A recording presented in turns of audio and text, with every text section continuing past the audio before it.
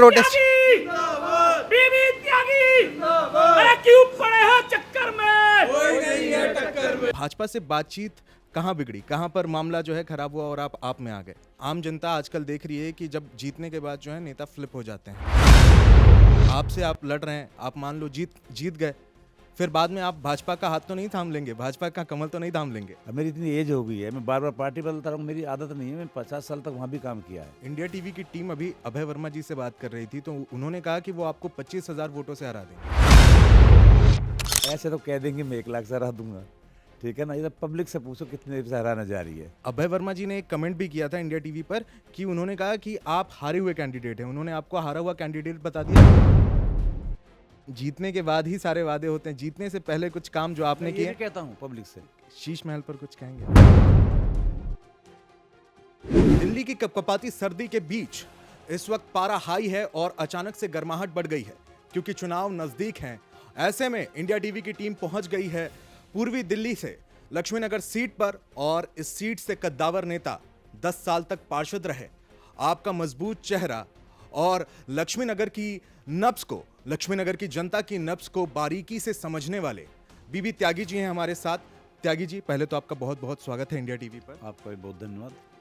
पहले तो सुबह का माहौल है और मूड भी काफ़ी लाइट है और एकदम जब सुबह का माहौल रहता है तो आदमी एकदम एनर्जेटिक भी रहता है, तो पहले हल्के फुल्के सवालों से ही शुरुआत करेंगे। तो ऐसे में जो है जनता के मूड को तो सभी जानना चाहते हैं, लेकिन जब चुनाव होते हैं तो नेताओं के मूड कैसा होता है, ये भी ज़रा बता दीजिए।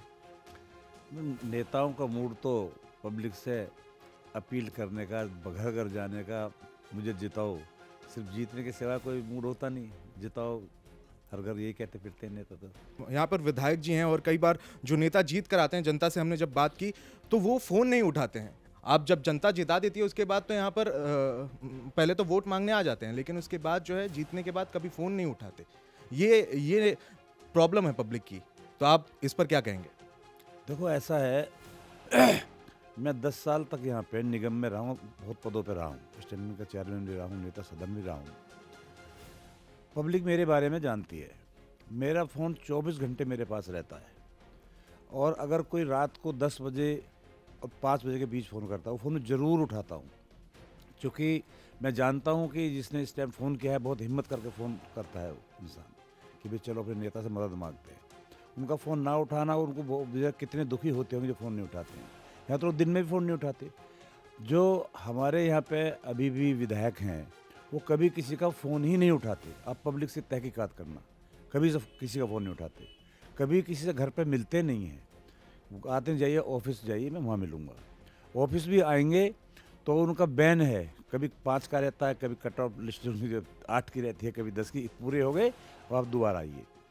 तो पब्लिक बहुत परेशान रहते हैं उन नेताओं से। मेरे दरवाजे हर टाइम घर के खुले रहते हैं, ऑफिस के खुले रहते हैं, सबके लिए अवेलेबल होता हूँ।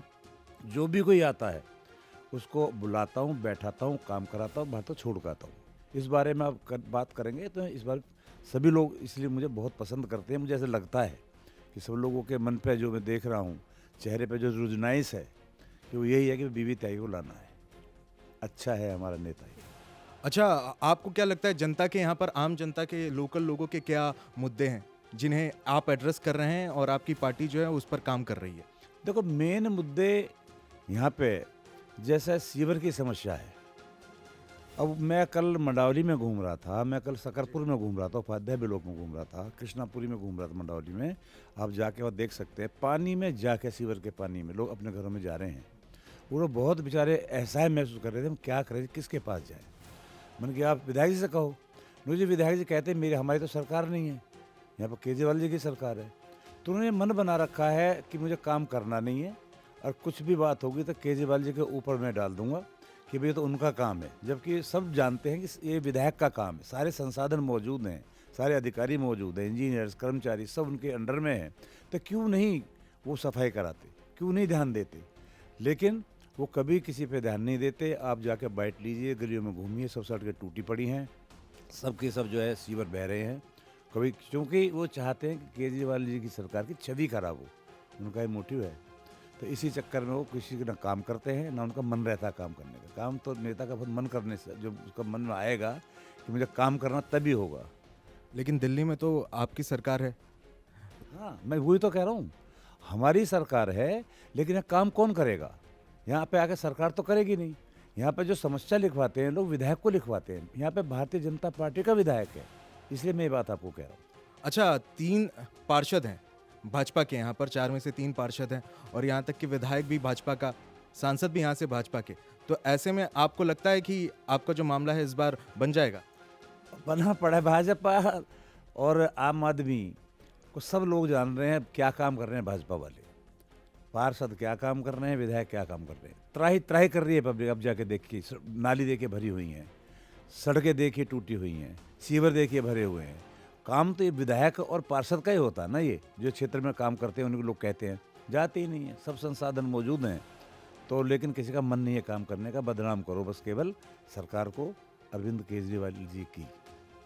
आप 10 साल तक पार्षद रहे भाजपा से और फिर बाद में भाजपा ने आपको विधायक की टिकट भी दी थी 2015 में, क्योंकि उस समय कुछ समीकरण अलग थे, लेकिन इस वक्त समीकरण कुछ अलग हैं। तो भाजपा से बातचीत कहाँ बिगड़ी, कहाँ पर मामला जो है खराब हुआ और आप में आ गए?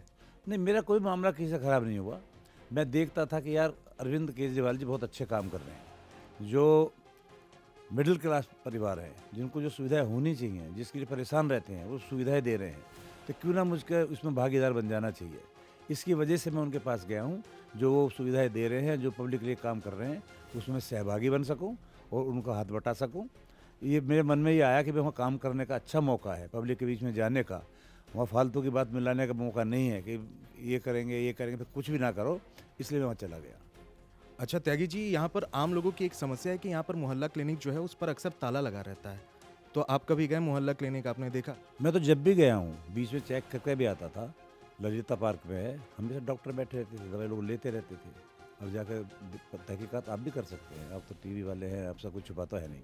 आप जाए पता करें, जो सुविधा वो दे रहे, फ्री दवा, फ्री शिक्षा, 200 यूनिट बिजली फ्री, 20 लीटर पानी फ्री, महिलाओं को बस यात्रा फ्री और बुजुर्गों को तीर्थ यात्रा फ्री। ये सब चीज़ें प्रभावित होकर मैं ज़्यादातर यहाँ आया हूँ। अच्छा, फ्री की जब बात हो रही है तो पहले तो भाजपा इस चीज़ पर थी कि फ्री दे रहे हैं केजरीवाल, लेकिन अब उनके खुद के मैनिफेस्टो में जो है मुफ्त की चीज़ें हैं। तो उस पर आप क्या कहें? वो कहते थे, मैं भी देखता था, आप भी सब देखते हैं, कि फ्री की रेवड़ी बांट रहे हैं। हमने रेवड़ी पे भी चर्चा की। वाकई में रेवड़ी तो है ही, वो जो पब्लिक को मीठी लगें चीज़ें, वही रेवड़ी होती है ना। अब उनके पार नहीं बसाई कि यार हम भी फ्री की रेवड़ी बांटते हैं। वो भी बांटने को तैयार हो गए हैं, बांटेंगे नहीं बांटेंगे, लेकिन इसमें उन पर कोई भरोसा नहीं करता। केजरीवाल जी पर सब भरोसा करते हैं। उन्होंने जो भी वादे किए थे सब पूरे किए हैं। इसलिए आपने पंजाब में भी देखा होगा, सबने सब वादे किए, लेकिन एक तरफा से नकार कर केजरीवाल जी को पंजाब में चुना गया। अच्छा, लोगों का एक सवाल है, ये मेरा सवाल नहीं है, कि आम जनता आजकल देख रही है कि जब जीतने के बाद जो है नेता फ्लिप हो जाते हैं। तो आप अभी फिलहाल आपसे आप लड़ रहे हैं, आप मान लो जीत गए, फिर बाद में आप भाजपा का हाथ तो नहीं थाम लेंगे, भाजपा का कमल तो नहीं थाम लेंगे? आप मेरी एक बात बताओ, जब मैं यहाँ जीत गया, मैं जिस काम को करने को आया हूँ, मुझे जो काम करना है मैं उसे करूँगा, तो मैं क्यों हाथ थाम लूँगा भाजपा का? क्यों थाम लूँगा बताओ? अब मेरी इतनी एज हो गई है, मैं बार बार पार्टी बदलता रहूँ, मेरी आदत नहीं है। मैं 50 साल तक वहाँ भी काम किया है, मैंने देखा नहीं कभी। मुझे इग्नोर भी मारा गया कई हम जो लोकल लीडर हैं, मैं किसी पर ध्यान नहीं देता, मैं अपना काम करता रहता हूँ।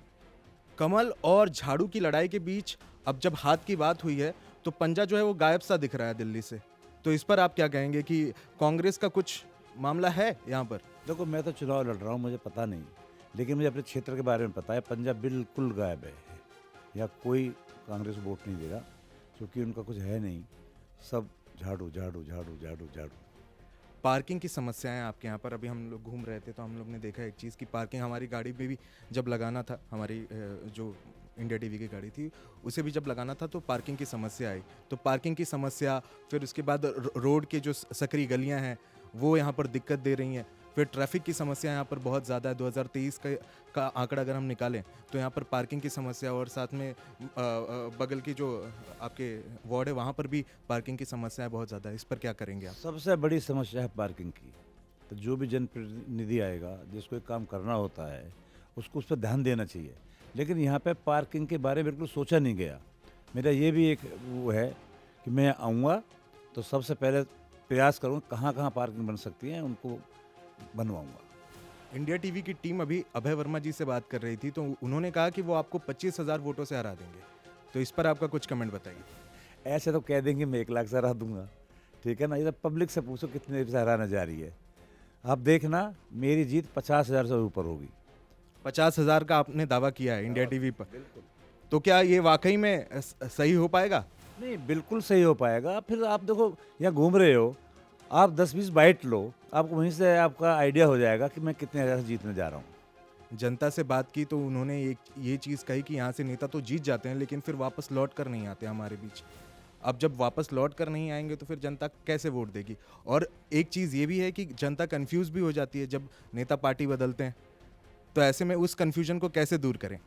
पार्टी बदलने के बारे में मैं बता चुका हूँ आपको, और मिलने के बारे में, पब्लिक के बीच में रहने के बारे में पब्लिक मुझे जानती है। मैं पार्षद रहते रहते ऐसी भी गलियाँ हैं जिनमें 1,000 बार गया हूँ, और ऐसी कोई गली नहीं होगी जिसके बाद मैं 100-200 बार ना गया हूँ। मैं सारे दिन मेरा 24/7 मेरी सेवा रहती है, और हर टाइम पब्लिक में घूमता था, हर टाइम। कोई ऐसा मेरा टाइम ही नहीं होता, कभी आओ, कभी मिलो, कभी बुलाओ, कभी काम बताओ। अभय वर्मा जी ने एक कमेंट भी किया था इंडिया टीवी पर कि उन्होंने कहा कि आप हारे हुए कैंडिडेट हैं। उन्होंने आपको हारा हुआ कैंडिडेट बता दिया और कहा कि आपके पास कोई चेहरा नहीं था, तो उन्होंने हमारा हारा हुआ चेहरा जो है वो अपना लिया, उन्हें टिकट दे दी। तो इस पर आप क्या कहेंगे उन्हें?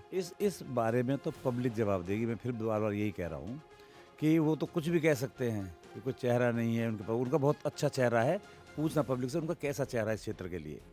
ये लड़ाई काम करने वाले और काम ना करने वाले के बीच में है मेन। वो अब देख पब्लिक उनको बताएगी कि कैसा हारा हुआ चेहरा है और कौन सा जीता हुआ चेहरा है। अच्छा, यहाँ पर जो है विधायक कभी रिपीट नहीं होते, ये यहाँ का रिवाज रहा है, तो अब की बार बदलेगा रिवाज यहाँ पर?